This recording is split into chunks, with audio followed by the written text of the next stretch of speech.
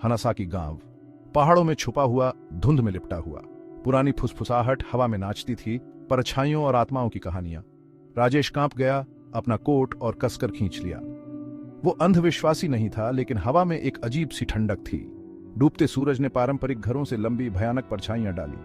कागज की लालटेन टिमटिमा रही थी, मुश्किल से अंधेरे को चीरती हुई। एक बूढ़ी औरत, जिसका चेहरा झुर्रियों से भरा हुआ था, ने उसकी नजर पकड़ी।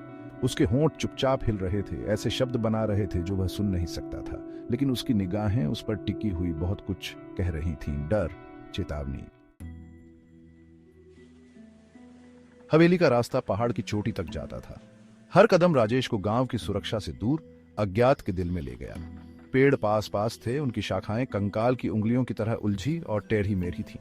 हवेली उसके ऊपर मंडरा रही थी, मरती हुई रोशनी के सामने एक सिलहूट। एक बार भव्य, अब एक सड़ता हुआ अवशेष।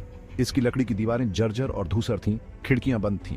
एक टिमटिमाती हुई रोशनी ने उसे पास आने का इशारा किया। वह सीढ़ियों के नीचे हिचकिचाया। हवा के एक झोंके ने घर के किनारे एक शटर पटक दिया। आवाज सन्नाटे में गूंजती चीख की तरह थी। राजेश ने एक सांस ली, खुद को संभाला। उसे एक काम करना था।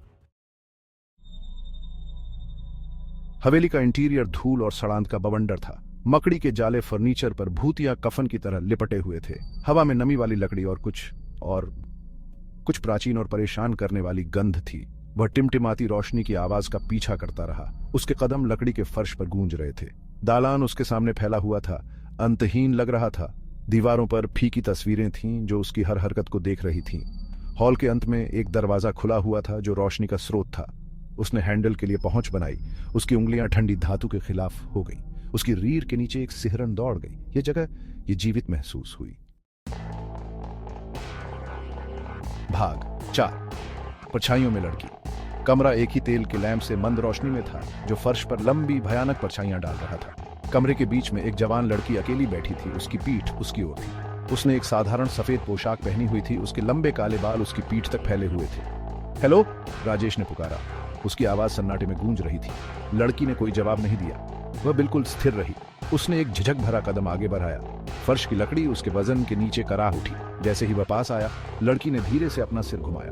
उसका चेहरा पीला और नाजुक उन बड़ी ऑब्सीडियन आंखों से बना हुआ था। वे उसके आर पार देखते हुए प्रतीत हो रहे थे, उसकी आत्मा को देख रहे थे। उसके होंठ एक भूतिया मुस्कान में बदल गए।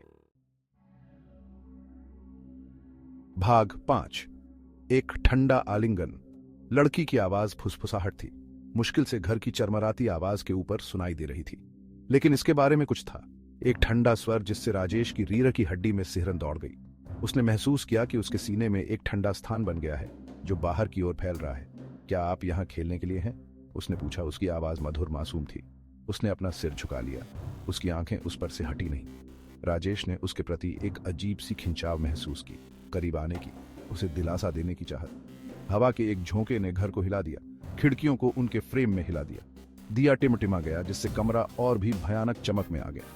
राजेश एक कदम पीछे हट गया। उसका दिल उसकी छाती में जोरों से धड़क रहा था। कुछ ठीक नहीं था।